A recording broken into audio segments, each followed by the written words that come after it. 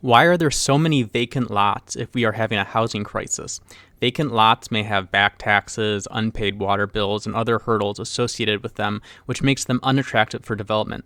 There are tens of thousands of empty residential lots in Chicago, Detroit, Pittsburgh, and elsewhere. Cities are trying to remove legal and government obstacles to developing vacant lots. Vacant lots depress property values and property tax revenue, as well as attract crime. Former industrial hubs have led to declining populations and job losses in big cities.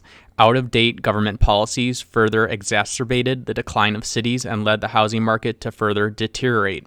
Two elements lead to a downward housing spiral. One, laws to resolve unpaid tax bills are cumbersome and make vacant lots unattractive to developers. Two, cheap tax assessments on vacant lots encourage owners to keep them off the market. I'm going to talk to you about three cities. The first city I'd like to talk to you about is Detroit. The population of Detroit has fallen by 2/3 since the 1950s. There are 30,000 neglected vacant lots in Detroit that are held by owners that pay almost no taxes. An additional 63,000 vacant lots are held by the Detroit Land Bank. Therefore, in total, you have 93,000 vacant lots.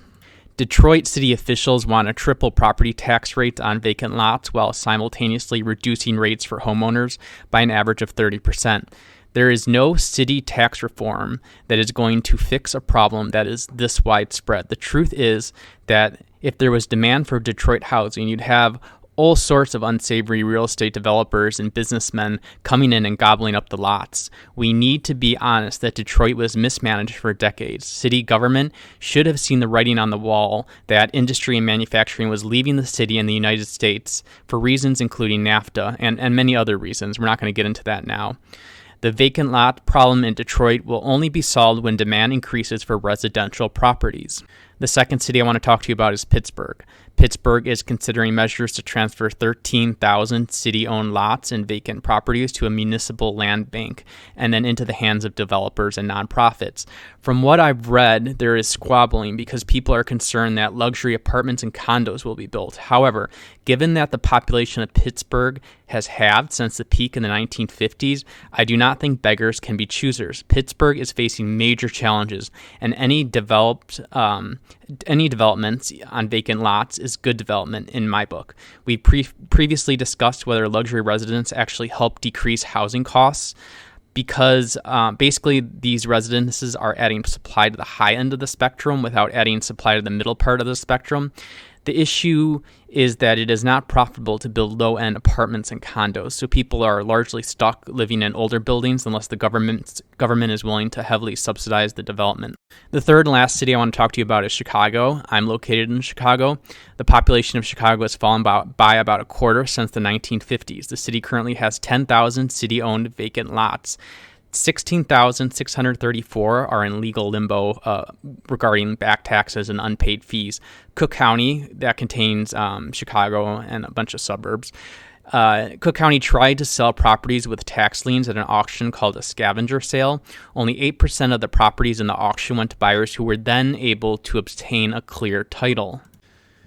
The governor signed a law to cut interest rates on overdue property taxes from 18% to 9%. Cook County will also be able to automatically acquire tax liens on delinquent properties, which will reduce the time it takes to clear titles. The success rate of people clearing titles after winning an auction, the scavenger sale auction, should theoretically increase. Clearing title to the properties can require dozens of legal steps and several trips to the court. Auction bidders are excused from paying back taxes, but they have to allow landowners the ability, the chance to pay the taxes and other bills and fees owed, including demolition liens and water bills. Now, I'm someone from Chicago, and I've lived in the area my entire life. My parents and grandparents were from here. So let's be honest about Chicago. A lot of these neighborhoods in the west and south side are undesirable because there is gang activity or there's no economic opportunity. We need to begin by putting criminals in jail and keeping them there. Taxes and regulations must be reduced. Chicago is very hostile towards landlords and people in the real estate industry. We need to expand nuclear power and other cheap sources of energy. Also, there needs to be tort reform.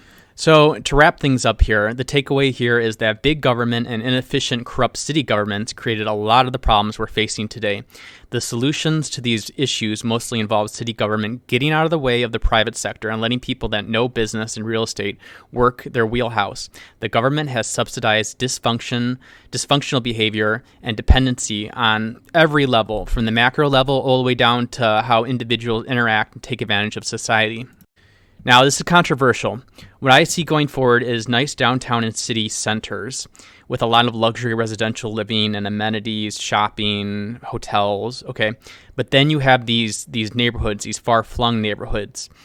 Chicago goes pretty far south. And when you get to these southernmost neighborhoods, they're still in the city of Chicago, but they're very far away from downtown. So I believe you have these outskirts that just kind of get left behind. And you're just going to have this decay of some of these neighborhoods. And I think this is going to occur in a lot of large cities. You're going to have people in the downtown, and then you're going to have people in the suburbs. And that area of the city between downtown and the suburbs is kind of just in limbo. It's just kind of like left on its own. So I think the deterioration is going to worsen, and I could see this going for at least the next decade. I don't think things are going to be much different in 10 years.